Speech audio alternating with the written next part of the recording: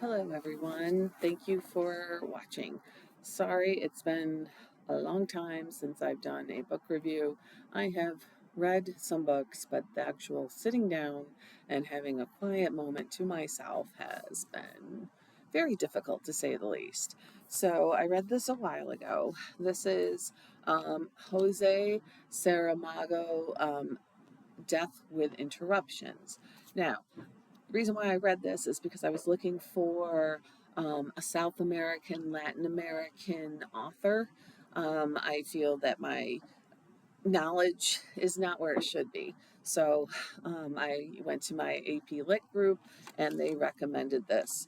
So I got it, and this is a case of not researching before you start reading. So I sat down to read it at the end of a day, and if you look, there are no paragraphs. It's very hard. Okay. And then I realized, oh, it's a stream of consciousness novel, which is difficult to concentrate, especially in this crazy world where there are so many distractions, and it's just so difficult to sit down and read, a chapter that's 20 to 30 pages long. But it's so interesting, and I wish we did have breaks because you really do think about the questions he is answering. So we have death personified as a woman, and it's New Year's Day, and this country realizes no one died. And that's very interesting because usually on New Year's Eve, people celebrate a little too much and bad decisions are made, and unfortunately, people die. Well, nobody has died. So they just kind of took it as a good omen for the year to come. And then they realize after a few days, no one has died. Now, they're sick, they're dying, in the process of dying, but no one dies. So that poses a problem because you have all these dying people in the hospital who haven't, lack of a better term, emptied the bed so that the next sick person can use it. So our the healthcare system, it takes place in a little like Central American country. It's not named, but their health care system starts to falter, and then word gets out that people are dying in a neighboring country.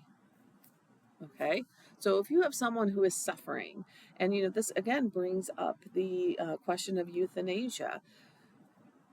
If you've ever had to say goodbye to an animal that you love, you know that the animal is suffering and you don't want the animal to suffer anymore. So you say your goodbyes and it's a very peaceful end. So now, if you know your loved one is suffering and that if you just take them over the border, the suffering will end, of course you're going to do it. But it's considered murder. So people are doing this late at night. Neighbors are spying on other neighbors. So they have a mafia form, MAPHIA. Form that for a fee will take care of your loved ones. So now you're not there when your loved one dies. So are you really saying goodbye is the question. And then my favorite question is, where does religion fall into place? If you're not going to die and you're not going to heaven, what kind of life are you going to live? So you have these churches who notice their attendance is dropping, and they realize, well, that's because people know they're not going to die and they're not going to have to answer, based on your religion, what you believe, answer for the choices they made in their life. So now the church, especially the Catholic Church, is like, hey, this is killing our business. So that leads to a question, and then it moves on, and we find out why death has taken a, a leave of absence, if you will, this personification. So she comes up with this um, system that she mails, not through the mail, but their lavender letters and envelopes, and they just appear in your mailbox. And if you get one, she's nice and she gives you a week. It's to inform you that you will cease to live in a week. So that leads to questions. What would you do? If you knew you had a week to live, how would you do it? So that is the second part of it.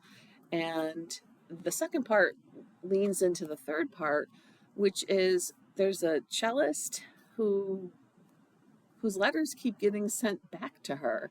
And it's something like in the Matrix because he doesn't get them. They're bounced back to her, and she goes and she finds him, and she ends up falling in love. So now we have death in love and knows love. So what are we going to do? She doesn't want to kill anyone, especially this man that she's falling in love with. So it just kind of cycles into why people are not dying. So you really question, what is the purpose of death? How do we view death? How do we live based on our views of death? So it's not an easy read, but I did think, and I really wish he did put some I don't know, pauses, like now is time to pause and think. But then that wouldn't be a stream of consciousness novel. So again, this is called Death with Interruptions by Jose Saramago. And it's no surprise he won the Nobel Prize for Literature. It's beautiful. You question. It's just not a simple read. And that's what I want you to understand. Okay, so like, share, subscribe if you like this, and hopefully the next one will be coming around soon.